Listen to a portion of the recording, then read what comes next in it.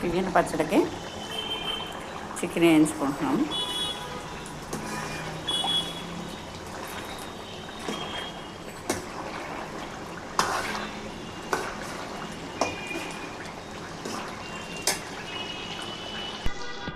Chicken మొత్తం అలా నూనెలో వేయించుకున్న తర్వాత చికెన్ పచ్చడికి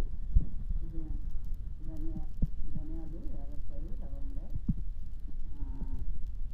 దాల్చిన చెక్క, ఆవాలు, మెంతులు చక్కగా వేసి వేయించుకున్నాం. మసాలా చూడండి చికెన్ వేగేలోపు మసాలా దినుసులన్నీ వేయించాము. వేగినాయి కదా, ఇప్పుడు వీటిని చల్లారి నుంచి మిక్సీ వేసుకోవాలి.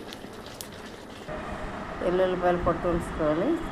అల్లం ఎల్లుల్లిపాయ మిక్సీ వేయాలి. చూపిస్తాను. చికెన్ వేగింది కదా, ఆ నూనెలో ఎల్లుల్లిపాయ పేస్ట్, అల్లం ఎల్లుల్లిపాయ పేస్ట్ వేస్తాం. ఇది కూడా పచ్చి వాసన లేకుండా ఉండేదాకా వేయించుకోవాలి.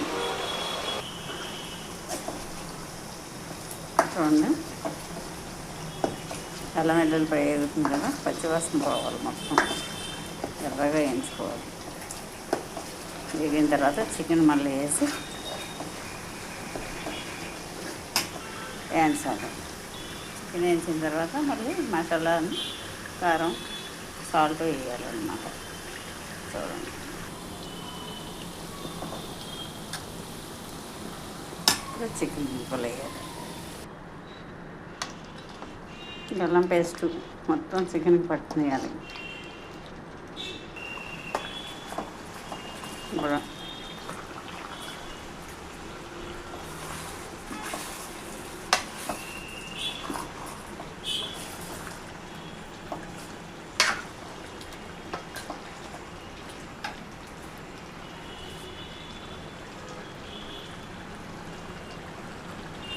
ముందుగా మిక్సీ వేసుకున్న మసాలా పొడి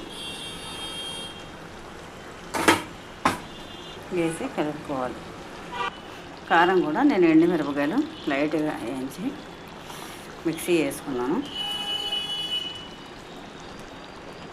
చూడండి, సాల్ట్ తగినంత.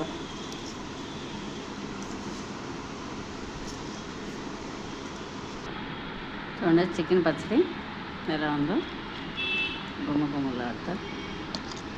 ఇప్పుడు కొంచెం ఆరనిచ్చి మనం నిమ్మకాయ రసం పిండుకోవాలి. ఇది మరీ ఎర్రగా వేగితే ముక్క గట్టి పడిపోద్ది పచ్చడిలో. అందుకే నేను కొంచెం తెల్లపరగా వేయించాను. ఎవరైనా సరే చికెన్ వేయించేటప్పుడు కొంచెం లేత రంగులో తీసేసుకోండి. మరీ ఎక్కువ వేగిపోతే ఏమైందంటే ఎర్రగా ముక్క పచ్చడిలో ఊరేటప్పటికి ఇంకా గట్టిగా అయిపోయి నవలనేమన్నమాట. చిన్నపిల్లలు, కొంచెం మధ్య వయసు వాళ్ళు అయితే తినగలుగుతారు.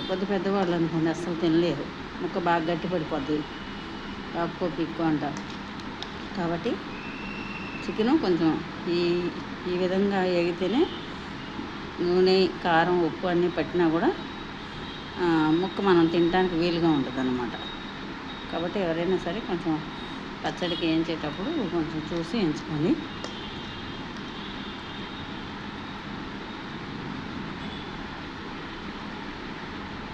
ఈరోజైతే చికెన్ పచ్చడి రెడీ చేశాను.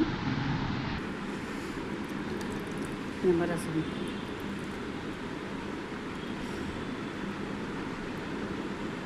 చికెన్ పచ్చడిలో నిమ్మరసం వేసి కలుపుకోవాలి.